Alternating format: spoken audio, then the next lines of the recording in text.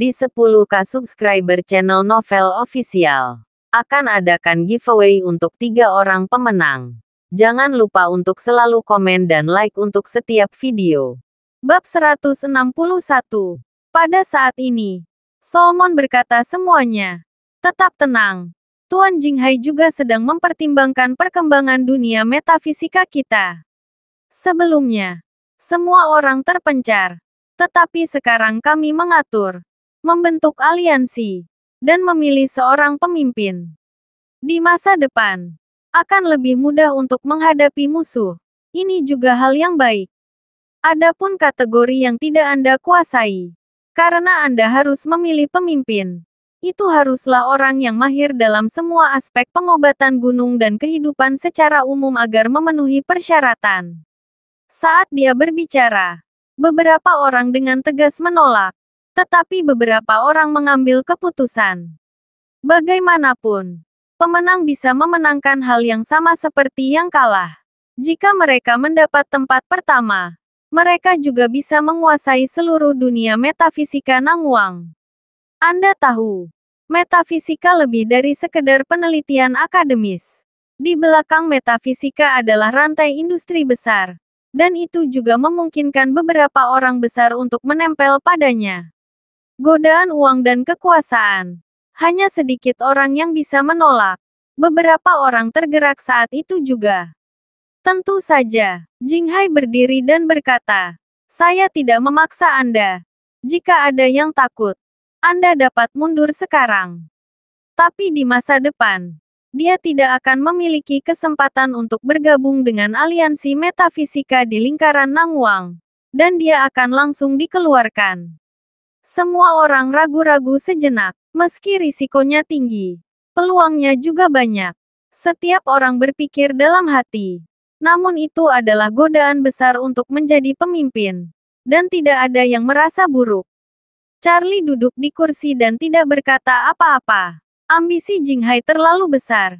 Ini untuk membuka jalan masuk ke daratan. Namun, Charlie juga tidak tertarik pada kebohongan metafisik ini. Dan berencana untuk duduk dan menonton pertunjukan. Segera, seorang pria parubaya dengan janggut pendek berdiri. Pria parubaya dengan santai mengeluarkan slip giok dengan telapak tangan besar. Dan bergoyang tertiup angin. Slip giok bersinar terang. Dan dia berkata, "Yang Jones, Kota Yun, tanyakan kepada Tuan Jinghai untuk kemampuan berbicara dengan santai." Keluarga Jones adalah keluarga metafisik. Fokus pada Bu Yi, yang merupakan warisan Shaoyong selama dinasti Thompson Utara. Yang Jones adalah generasi ke-46 keturunan Mei Hua yang mudah dihitung. Dia sangat terkenal di Kota Yun, dan dia secara alami bangga.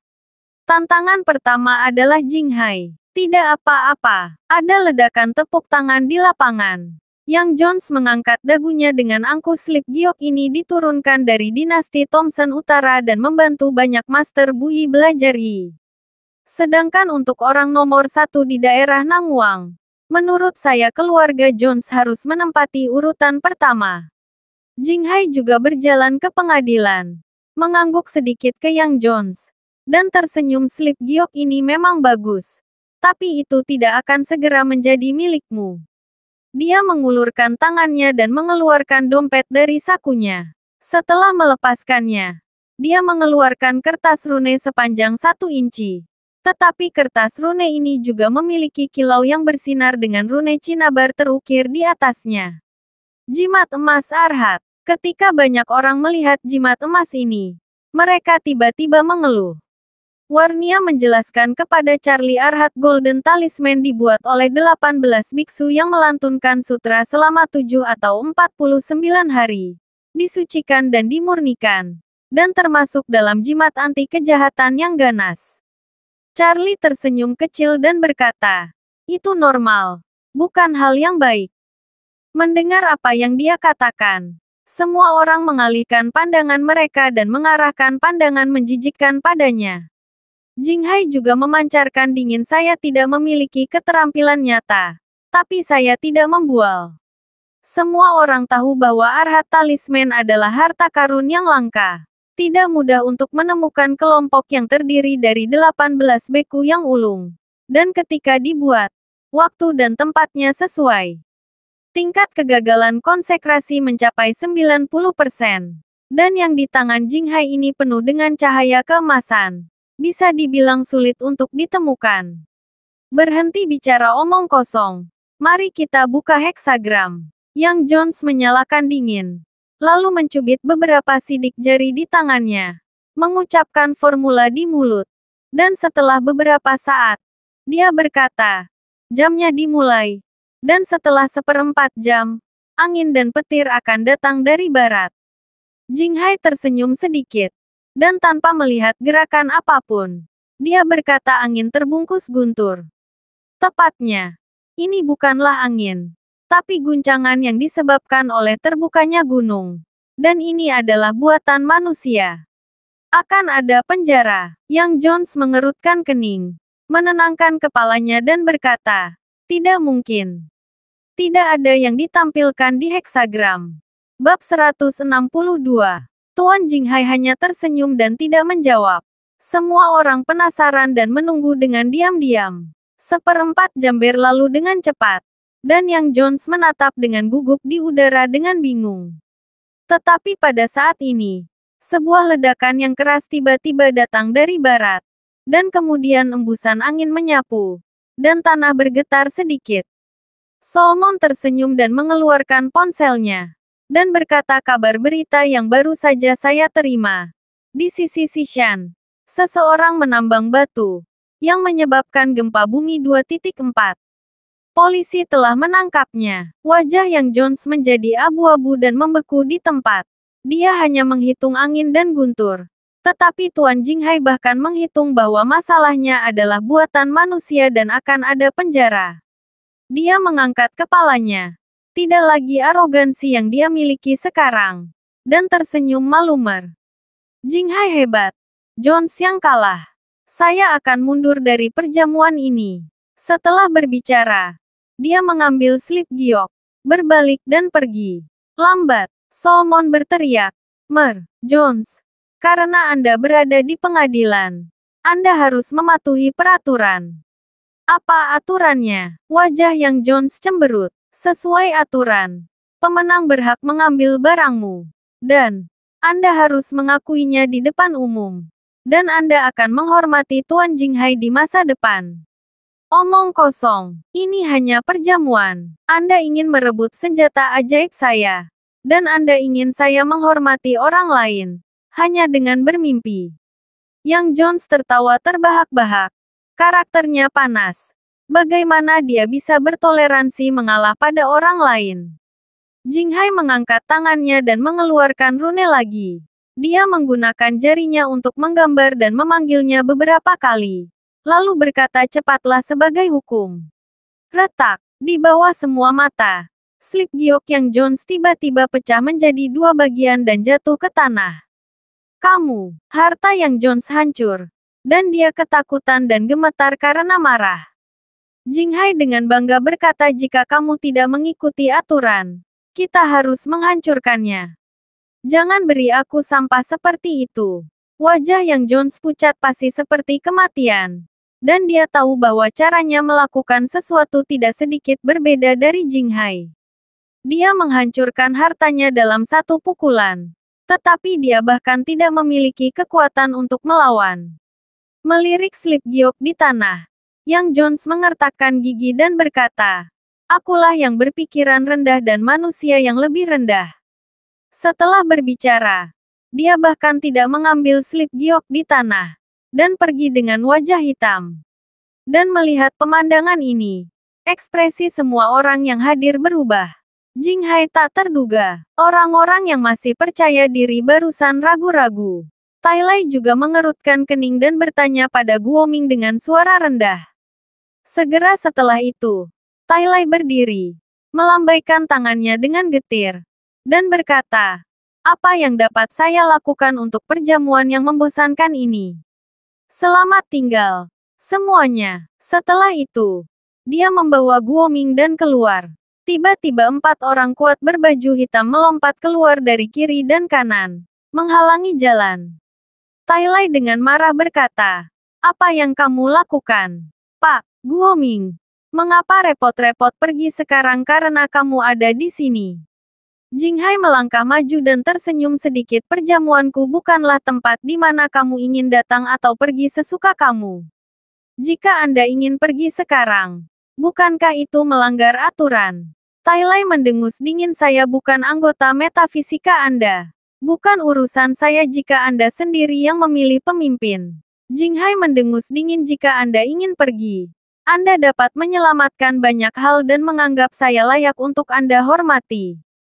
Bab 163. Tai Lai juga seorang pria menoleh dan sangat marah dengan kata-kata Jinghai dan berkata, "Apa maksudmu, Pak Tai Lai? Coba saya lihat." Guoming berkata dengan suara yang dalam, melangkah ke depan dan menegur, "Jika kamu berani berhenti, jangan heran aku kejam." Melihat Guoming hendak bergerak, semua orang yang hadir berkumpul. "Pak Guoming, biarlah pendeta Tao yang bau dari kota Hong Kong ini merasakan kehebatan Nangwang kami. Orang luar ingin menyatukan tentang Akademi Nangwang, dan dia berbicara mimpi. Lawan dia, Nangwang tidak bisa tinggal di alam pembohong." Jinghai tersenyum dingin dan berkata, "Jika kamu tidak yakin, kamu bisa mencobanya." Guoming sangat marah dan memukul Jinghai dengan pukulan. Pukulan ini sangat kuat. Dan jelas Guoming bukanlah orang biasa. Hanya mengandalkanmu. Semua orang hanya merasa ada bunga di depan mereka. Dan Jinghai sudah bergoyang di depan Guoming, mengulurkan tangan dan menempelkan simbol kuning di dahi. "Postur yang cepat," Warnia berkata dengan heran. Dan Guoming kaku seolah-olah dia terkena mantra penahanan. Hanya matanya yang bisa berputar, menunjukkan ketakutan. Jinghai menjadi tenang, sedikit tersenyum, dan tiba-tiba dimarahi. "Turun!" berdebar. Seolah mendengar perintah itu, Guoming tiba-tiba jatuh ke tanah, berjanji. "Pak Guoming." Tai Lai menarik napas dan berteriak cepat. Kerumunan di sekitarnya saling memandang. Semuanya kaget. Dengan tipuan seperti itu, Guoming bahkan tidak punya ruang untuk melawan. Betapa kuatnya ini. Guoming terbaring di tanah, sangat kesal. Tetapi tubuhnya tidak mendengarkan sama sekali. Dan mulutnya dengan marah berkata, "Anjing tua. Penyihir macam apa kamu? Hanya keterampilan kucing berkaki 3 Anda. Dan masih memiliki wajah untuk menantangku." Tuan Jinghai mencibir sinis. Dan tiba-tiba memarahi. "Katakan padaku bagaimana seekor anjing menggonggong." Guoming terkejut. Dan dengan cepat ingin menutup mulut.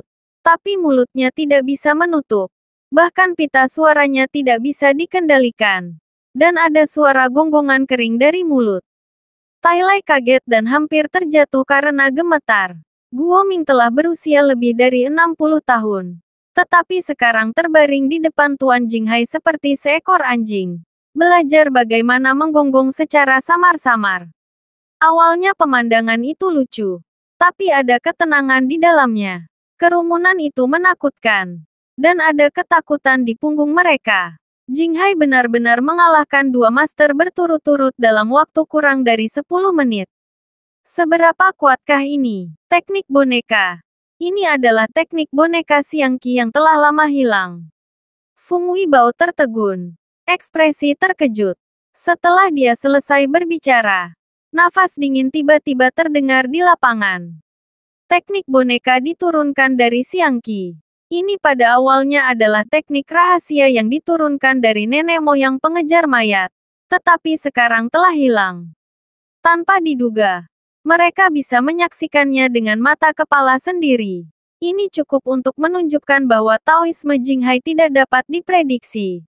Dan orang-orang di sini tidak dapat menandinginya. Bab 164. Guoming masih terbaring di tanah.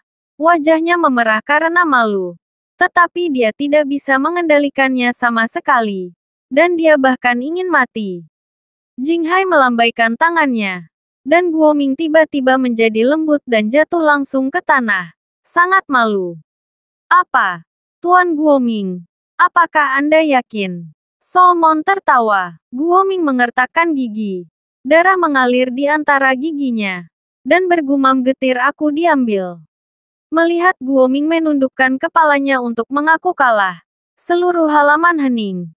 Dan tidak ada yang berani mengatakan apa-apa lagi.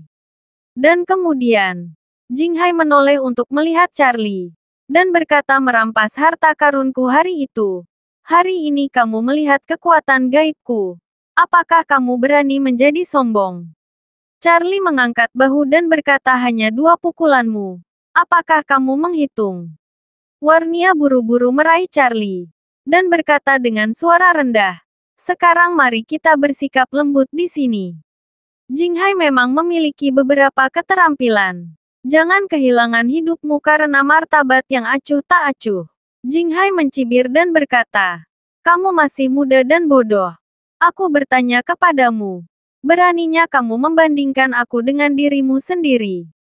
Jika Anda kalah, kembalikan kerang itu kepada saya dan minta maaf kepada saya berlutut.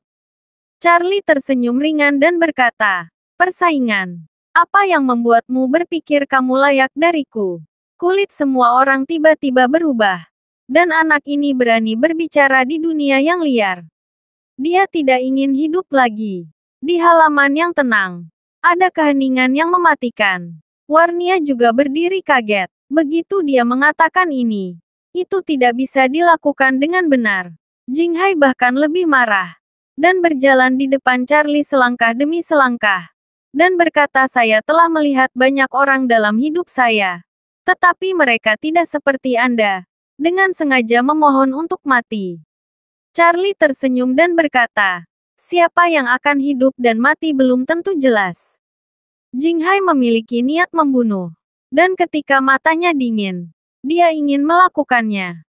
Pada saat ini, sekelompok orang tiba-tiba masuk ke pintu. Dengan agresif. Pemimpinnya adalah Stephen. Dia melihat Charlie dan segera berteriak, Charlie, tongkat ajaibmu. Berpura-pura menjadi iblis untuk menipu paman saya. Anda berbohong kepada keluarga saya. Mencuri uang dan menggunakannya di lelang untuk mengisi kembali saldo Anda. Itu dengan mengorbankan Tuan Jinghai untuk mengetahui trikmu. Anda harus menyerahkan properti Anda sekarang. Jika tidak, keluarga Qin saya tidak dapat mengampuni Anda. Begitu suara itu turun, Qin Gang dan Aok Sue masuk dari pintu. Setelah mendengar omelan Stephen, sudah terlambat untuk berhenti. Dan ada rasa malu. Charlie menatapnya dengan ringan, tapi tidak mengatakan apa-apa. Namun, pandangannya membuat Qin Gang merasa dingin di sekujur tubuhnya. Dan dia penuh ketakutan. Dia berteriak pada Stephen dan dengan cepat menjelaskan kepada Charlie dengan senyuman keringmer. Wade, inilah yang terjadi. Qin Gang tidak berani menyembunyikannya. Dan menjelaskan apa yang terjadi. Setelah Charlie selesai mendengarkan, dia hanya sedikit mengernyit. Dan berkata dengan dingin, ini lebih dari 1 miliar. Jika Anda menyesal, uang tersebut dapat dikembalikan kepada Anda kapan saja. Oh, Tuan Wade, jangan katakan itu. Berani-beraninya saya meminta pengembalian uang kepada Tuan Wade. Saya datang ke sini hari ini. Qin lah yang mengagumi prestise guru Ya untuk waktu yang lama dan ingin melihatnya. Qin Gang tidak tahu apakah Charlie mampu atau berpura-pura. Tetapi dia juga dianggap orang yang pintar. Jadi dia tidak akan langsung memalingkan wajahnya dengan Charlie. Meskipun dia memujinya, dia ragu-ragu di dalam hatinya. Dia merasa bahwa Charlie tidak bisa menguji kedalaman orang ini sendirian. Jadi dia sebaiknya membiarkan Jinghai mencoba. Jika Charlie menunjukkan kakinya di depan Jinghai, maka secara alami dia tidak akan sopan padanya. Dan berapa banyak uang yang dia keluarkan. Bahkan keuntungan harus dimuntahkan dari mulutnya. Jadi dia mencibir pada Charlie sendiri dan yang lainnya, kalau begitu aku tidak akan mengganggu Tuan Ya. Saya akan membicarakannya nanti. Kalian harus sibuk dengan hal-hal penting dan tinggalkan aku sendiri. Stephen ingin berbicara dengan marah. Tetapi Qin Gang memelototi dengan keras. Dan dia tidak berani berbicara lagi. Ketika Jinghai melihat ini, Dia tersenyum pada Qin Gang dan berkata, "Kamu baru saja datang ke sini. Saya tahu keluarga Qin Anda kesal akhir-akhir ini. Charlie juga melakukan latihan di keluarga Qin Anda. Aku akan mencobanya hari ini. Omong-omong, selesaikan masalah untuk keluarga Qin Anda. Charlie, jika kamu berani bersaing denganku, kamu tidak hanya akan mati hari ini, tetapi setelah itu, aku akan melakukan segalanya untuk menghancurkanmu." Charlie mengerutkan kening dan berkata sambil mencibir, "Karena kamu ingin mati. Itu adalah keinginanmu." Bab 165. Melihat tekad Charlie, Jinghai mencibir dan berkata kepada Solomon, "Tampaknya beberapa orang benar-benar lelah dan bengkok. Tidak peduli apa. Pergi dan siapkan aku 3 pilar kayu cendana, pembakar dupa emas ungu, dan pedang kayu persik. Dengan satu tangan, saya akan memenuhinya." Solomon tidak berani mengabaikan, dan dia segera siap. Setelah beberapa saat, kayu cendana dimasukkan ke dalam pembakar dupa, dan asap bening menggulung. Tuan Jinghai mengangkat pedang kayu persik, mengucapkan kata-kata. Berdiri di sampingnya, Qin Gang merasa pusing. Seolah-olah ada beberapa tembakan di kepalanya dan pelipisnya melonjak. Dia menahannya untuk sementara waktu. Benar-benar tidak tahan. Dan memohon "Jinghai, berapa lama Feng Shui ini akan berlanjut? Aura keluargamu sangat berat. Ini adalah visi. Dan Biro Feng Shui juga membutuhkan waktu. Mohon tahan dulu untuk saat ini." Melihat Master Wade berbicara, Qin Gang hanya bisa gigit peluru dan menahannya. Tapi semakin sabar dia, semakin tidak nyaman seluruh perasaannya. Tidak hanya dia mual, tapi dia juga merasakan sakit parah di kepalanya. Tapi untungnya, sesuatu di dadanya memancarkan kehangatan yang kuat dalam sekejap, melindungi jantungnya, sehingga Qin Gang tidak roboh di tempat. Qin Gang terkejut, bukankah ini pesona yang diberikan oleh Charlie? Tidak tahu apa yang dia pikirkan. Jinghai menyesap air dan menyemprotkannya ke pedang mahoni dengan puff. Menyapu pedang untuk memotong asap yang membubung. Saat pedang kayu menyapu asap, Qin Gang tiba-tiba merasa kepalanya dipukul dengan keras. Tenggorokannya manis, dan seteguk darah menyembur keluar. "Paman!" Stephen terkejut dan bergegas maju, menahannya. Tapi wajah Qin Gang pucat, dan dia bahkan tidak memiliki kekuatan untuk berbicara. "Pak Jinghai, bagaimana paman saya bisa seperti ini?" Stephen bertanya dengan cemas. Ekspresi Jinghai tetap tidak berubah, dan berkata, "Aura keluarga Qin terlalu berat. Saya memecahkannya dengan situasi Feng Shui yang sengit. Dan Patriark secara alami adalah orang pertama yang menanggung beban itu." Qin Gang buru-buru menyeret tubuh yang sakit. Berjuang untuk berterima kasih. "Terima kasih, Tuan Jinghai. Karena telah mendirikan biro. Saya berterima kasih." Setelah darahnya muncrat, dia merasa jauh lebih nyaman dengan tubuhnya. Tidak hanya itu, Stephen juga merasakan perubahan pada tubuhnya. Dan dengan cepat dia berterima kasih kepada Jinghai. Feng Weibao mengerutkan kening dan berkata, "Jinghai benar-benar mampu. Roh jahat keluarga Qin sangat berat. Dia bisa meredakannya. Dan dia benar-benar memiliki 2 kuas. Anda semua yang hadir di sini adalah ahli Feng Shui. Dan saya tidak perlu menjelaskan bahwa Anda tahu bahwa Jinghai menghancurkan roh jahat keluarga Qin. Dan mata yang menatapnya juga mengagumi. Paman, ayo duduk di sana." Stephen membantu Qin Gang untuk berjalan ke samping. Lalu berbalik untuk melihat Charlie. Dan dengan provokatif berkata, "Bagaimana? Cepat kembalikan uang keluarga Qin kami." Charlie mengerutkan bibirnya dan berkata, "Uang itu bisa dikembalikan kepadamu. Tapi Qin Gang takut uang itu akan dihabiskan." "Apa?" Qin Gang tiba-tiba kaget.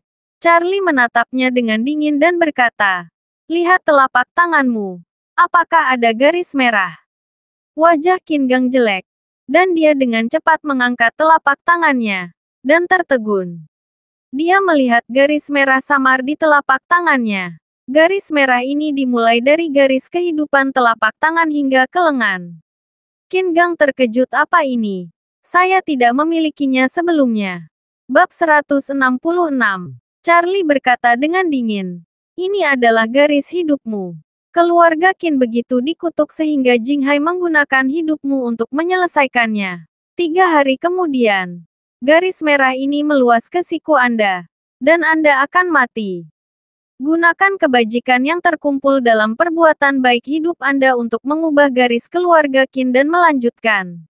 Ketika Qin Gang mendengar ini, dia terkejut tinggal di sana. Stephen juga panik, dan dengan cepat melihat ke semua orang yang hadir. Semua master di sini mengangguk sedikit ketika mereka melihat pemandangan ini. Qin Gang tidak akan hidup selama 3 hari. Stephen berlutut di tanah dengan keras dan memohon kepada Jinghai. Jinghai, tolong, selamatkan paman saya. Jinghai tampak sombong dan mencibir, mantra itu sudah keluar. Bagaimana bisa ditarik kembali? Saya menggunakan kehidupan Qin Gang sebagai ganti kehidupan keluarga Anda. Anda harus berterima kasih kepada saya. Aok Sui juga menjadi pucat, menggigit bibir bawahnya dan terjerat untuk waktu yang lama. Lalu dia berlutut di depan Charlie sambil mengembuskan napas, dan berkata, tolong, selamatkan ayahku. Charlie meliriknya dan berkata dengan acuh tak acuh, karena keluarga Qin Anda memilih untuk percaya pada Jinghai. Maka itu tidak ada hubungannya dengan saya. Jadi mengapa membiarkan saya melakukannya?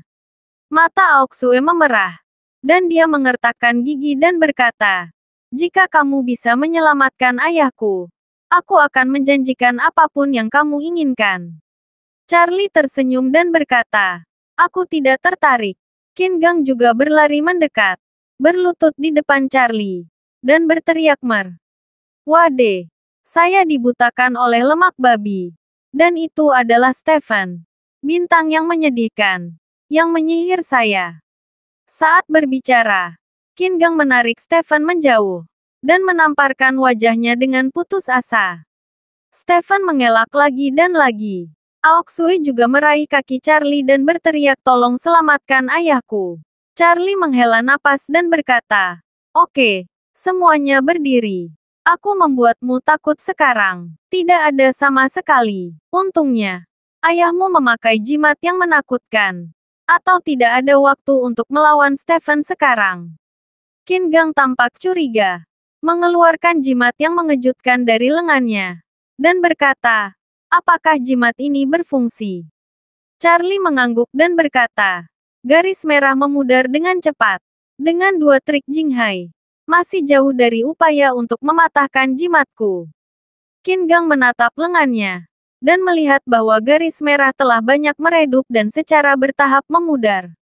Dia tidak bisa menahan kegembiraan dan berkata, terima kasih, Tuan Wade. Jika bukan karena Anda, saya akan mati hari ini. Charlie melambaikan tangannya dan berkata, itu karena kamu beruntung. Dan kamu datang ke sini dengan jimat. Kalau tidak, aku tidak peduli padamu. Setelah berbicara, Charlie menoleh untuk melihat Jinghai, dan berkata, sekarang hasilnya sudah jelas.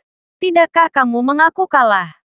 Stephen akhirnya datang saat ini, berlutut di tanah, dan meminta maaf kepada Charlie tanpa sepatah kata pun. Wajah Jinghai membiru, menatap Charlie dengan ganas, dan berkata dengan sedikit cara, saya berani mengatakan bahwa saya telah menang. Aku ingin mengampuni hidupmu. Siapa tahu kamu keras kepala dan akhirnya memberimu kesempatan. Serahkan kerang, berlutut dan minta maaf. Dia tidak ingin menggunakan kartu hall terakhir. Tetapi masalahnya ada di sini. Charlie telah mengalahkannya. Membuat tata letak meditasinya sia-sia. Apalagi, begitu dia menggunakan kartu hall-nya, bahkan dia tidak bisa sepenuhnya mengendalikannya. Semua orang di sini mungkin mati. Wajah Charlie berangsur-angsur menjadi dingin, dan berkata, bagaimana jika aku berkata tidak? Kamu memaksaku. Jinghai mengeluarkan altar porselen hitam dari kotak di sampingnya segera setelah dia selesai berbicara. Beberapa nyamuk hitam terbang keluar dari altar, dan langsung menerkam daging dan sayuran di atas meja. mengunyahnya. Warnia tampak aneh dan berkata, apakah Jinghai masih memelihara nyamuk? Semua orang menyaksikan nyamuk hitam menerkam daging. Dan gambarnya sangat aneh. Para master yang hadir semuanya tidak bisa dijelaskan. Mereka tidak tahu apa yang sedang terjadi dan saling bertanya. Tetapi sesaat kemudian, hidangan daging yang dimakan oleh nyamuk hitam berubah warna dengan cepat. Dan nyamuk hitam kecil yang tak terhitung jumlahnya muncul dari daging. Bab 167. Dalam waktu kurang dari 5 menit, hidangan segar di atas meja semuanya berbau busuk. Dan banyak nyamuk bermunculan. Ada ayam jantan di atas rumput di halaman, yang dibesarkan oleh keluarga White. Beberapa nyamuk terbang ke ayam jantan dengan kecepatan yang sangat cepat. Setelah lebih dari 10 detik, ayam jantan itu menjerit dan mengepakkan sayapnya, jatuh ke tanah dan kejang sampai mati. Dari bulu ayam yang mati, seekor nyamuk hitam besar dan terbang ke udara. Nyamuk hitam di udara berdesakan padat, mendorong menuju kepadatan seperti angin puyuh. Halaman tiba-tiba meledak, dan pertengkaran itu berantakan, menghindari putus asa. Nyamuk hitam ini sangat beracun. Tidak hanya menggigit orang, tetapi juga masuk ke kulit dari luka. Nyamuk berukuran sangat kecil, hanya sebesar butiran pasir. Dan orang yang bengkak akan bengkak dan nyeri. Para ahli di bidang tersebut telah menggunakan keterampilan rumah tangga mereka, melempar jimat dan melantunkan mantra. Beberapa orang bahkan masuk ke bawah meja, dan seseorang melompat ke dalam kolam sambil berteriak terus-menerus. Apa-apaan ini? Warnia sangat ketakutan. Ini adalah pemakan mayat. Feng Weibao terkejut dan marah. Ini dibuat dari mayat bayi. Itu berasal dari Xinjiang Selatan. Saya tidak menyangka Jinghai akan mengangkat hal yang berbahaya ini. Jinghai tertawa dan berkata dengan kejam, pemakan mayat ini terbuat dari janin. Itu yang paling beracun. Jika Anda tidak menghormati saya, tidak ada dari Anda yang bisa melarikan diri. Nyamuk hitam semakin banyak tumbuh. Seorang tuan tua bengkak dan bengkak di sekujur tubuh, muntah darah hitam, dan pingsan ke tanah. Nyamuk hitam di udara membuat kulit kepala mati rasa, dan Warnia juga bingung. Tapi segera dia menemukan bahwa tidak ada nyamuk di sekitar Charlie. Begitu nyamuk-nyamuk itu mendekati Charlie, mereka langsung berubah menjadi arang hitam seolah-olah mereka telah menemukan sesuatu yang sangat menakutkan. Pada saat ini, Charlie mencibir, dan berjalan menuju Jinghai perlahan tanpa ada hambatan, memegang simbol cangkang putih di tangannya. Ini adalah rangkaian kekacauan yang dia perbaiki. Itu memancarkan cahaya neon yang redup, dengan sedikit guntur di sekitarnya. Menonton adegan ini, Jinghai bertanya, "Mengapa kamu melakukan ini? Bagaimana mungkin?" Charlie tampak bermandikan lingkaran cahaya, seolah-olah dewa datang secara pribadi. Ekspresi acuh tak acuh. Mustahil. Mantra Kors telah dihancurkan sepenuhnya. Tidak mungkin bagi siapapun untuk menghadapinya. Jinghai meraung parau. Charlie memandang Jinghai dan mencibir.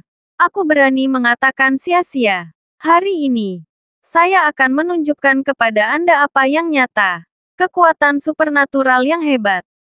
Segera setelah itu, Charlie berteriak, "Ini dia." Begitu suara itu jatuh, terdengar suara keras. Ledakan. Dalam sekejap, ada petir di langit. Dan langit yang masih cerah tadi tiba-tiba menumpuk awan hitam. Dalam sekejap mata, seluruh langit sudah tertutup awan gelap. Ini, Feng Weibao menatap ke langit, terkejut untuk berbicara. Semua orang, termasuk Warnia, juga memiliki ekspresi yang sama. Qin Gang berkemah sebuah keajaiban. Ini adalah keajaiban. Detik berikutnya, kilat ular perak melesat langsung dari udara. Sial, petir yang marah menyambar nyamuk. Dan nyamuk itu segera berubah menjadi kokas. Meja dan kursi terbuka. Pepohonan tumbang. Dan udara dipenuhi bau kering membakar yang menyengat. Tapi Charlie berdiri dengan tangan terangkat, menatap dingin. Dan cahaya petir di sekitar tubuhnya. Ada angin kencang di halaman. dan hujan deras turun, membasuh seluruh area hingga bersih. Beberapa detik kemudian, kerumunan itu pulih dan mengelak, takut disambar petir. Bab 168. Aku akan pergi. Dia bukan manusia. Dia adalah dewa. Jangan meretas saya. Saya akan berlutut dan mengakui kesalahan saya kepada Tuan Wade. Tolong. Aku salah. Beberapa orang membentak dan berlutut. Dan bersujud pada Charlie. Qin Gang juga takut untuk menelusuri meja. Kagum di dalam hatinya. Namun, beberapa guntur langit ini, seperti mata, hanya membelah nyamuk menjadi ampas, dan tidak melukai siapapun. Ekspresi Jinghai sangat terkejut dan ketakutan. Dia tidak pernah membayangkan bahwa kekuatan Charlie akan begitu menakutkan. Dibandingkan dengan dia seperti semut. Jika guntur yang mengepul menghantamnya, dia tidak akan bisa menahan seluruh tubuhnya. Dia panik, dan dengan cepat bangkit, melarikan diri keluar halaman. Dia hanya ingin melarikan diri sekarang. Dia melarikan diri dari Aurus Hill dan tidak pernah kembali lagi. Dia bahkan tidak berpikir untuk menjadi orang terhormat di Aurus Hill. Ingin kabur. Charlie tersenyum dingin, mengulurkan tangan dan menunjuk ini. Datang lagi. Ledakan. Langit guntur menghantamnya dan menghancurkan Jinghai langsung ke tanah, memecahkan stoples tembikar di tangan. Tangannya sangat sakit. Dia ketakutan dan gemetar dan menjerit. Wade. Tuan Wade menyelamatkan hidup. Charlie tampak dingin, dan berjalan ke suatu tempat sesekali. Menggunakan janin untuk memperbaiki Gu. Ini benar-benar merusak dunia. Dan sangat korup. Iblis jahat berkata dengan kejam. Dia dihukum oleh surga. Saya menghukum Anda dengan guntur hari ini. Apakah kamu merasa nyaman? Jinghai membuka mulutnya lebar-lebar, tapi tidak bisa berkata apa-apa. Dia menyaksikan guntur dan kilat menyambar di awan gelap, dan dia menangis dalam kesedihan dan kemarahan. Tampaknya hari ini adalah batasnya. Mengapa? Mengapa ada keberadaan yang menakutkan di Aurus Hill? Mengapa saya harus mengganggunya secara membabi buta? Ledakan. Ini tidak berarti bahwa Jinghai ingin memahami sebab dan akibat. Dan beberapa hari guntur hancur bersama-sama. Dan banyak benturan terjadi di Jinghai. Tuan Jinghai, yang juga agresif dan sombong, dihempaskan ke tanah bahkan sebelum dia berteriak. Namun wujud manusia tidak lagi terlihat. Ia menjadi bagian kayu yang dibakar, dan bau bakaran meresap ke halaman, yang menjijikkan. Panen hujan. Angin bertiup. Charlie mengayunkan tangannya. Hujan deras berhenti secara ajaib, dan embusan angin menggambarkan di tanah, menerbangkan pasir dan bebatuan, menyapu bau mayat yang terbakar di halaman. Dalam hembusan angin, wajah Charlie tenang, seolah tidak terjadi apa-apa. Tapi semua orang di halaman terbuka mulut karena terkejut. Stephen gemetar dan tidak berani berbicara. Jika Charlie menyambarnya dengan petir pada saat itu, dia pasti sudah lama mati. Baru kemudian dia mengerti bahwa Charlie selalu menatap matanya. Jadi dia bisa bertahan hidup. Pak Wade, kamu adalah dewa. Suara Qin Gang bergetar. Dan dia berlutut di tanah dengan celepuk, menghadap Charlie dengan kedua tangan terkatup. Solomon sudah sangat takut hingga dia berlutut di tanah. Berjalan beberapa langkah di depan Charlie. Dan terus bersujud. Pak Wade menyelamatkan kehidupan. Saya memancing dengan hati saya. Saya tidak mengikuti Tuan Jinghai. Saya mengikuti para dewa dan tongkat. Saya mohon Tuan Wade untuk kehidupan anjing saya.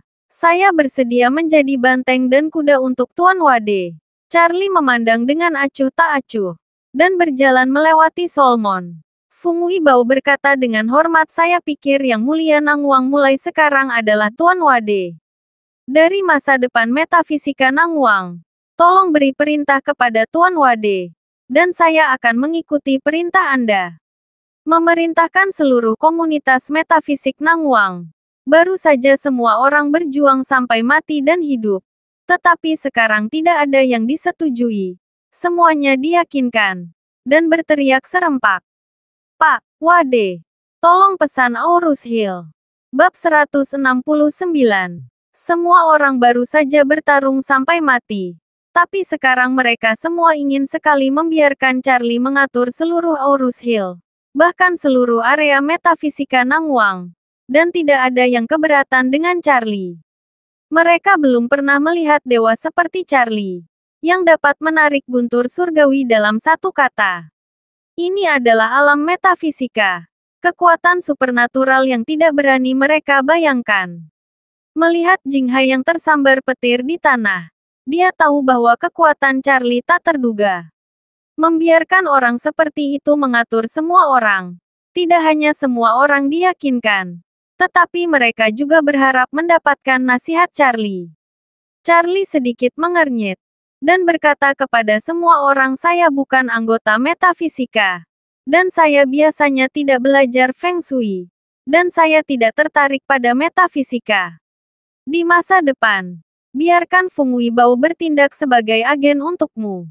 Begitu dia selesai berbicara, orang-orang yang hadir membuka mulut mereka karena terkejut. Guntur langit barusan telah mengejutkan pikiran mereka. Tuan Wade masih mengatakan bahwa dia tidak tertarik dengan metafisika Feng Shui.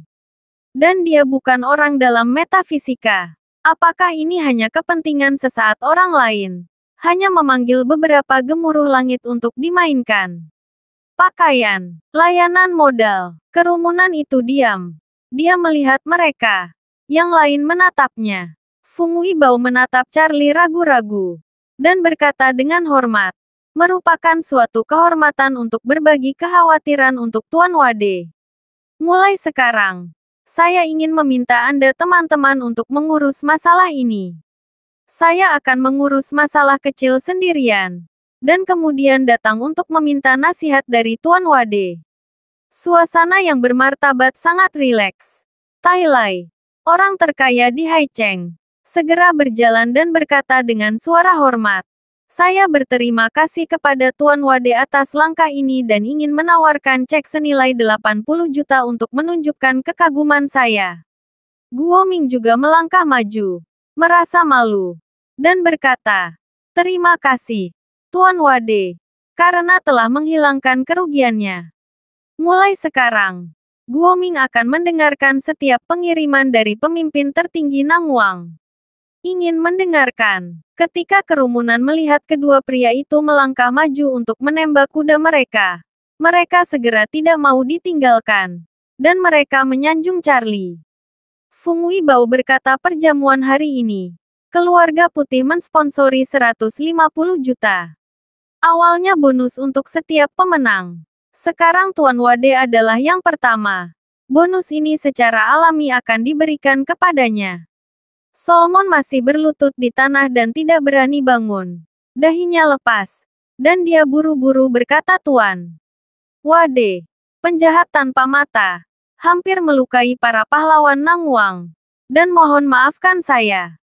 Charlie mengerutkan kening dan berkata dengan dingin Solomon, apa kau tidak percaya pada Jinghai sebelumnya?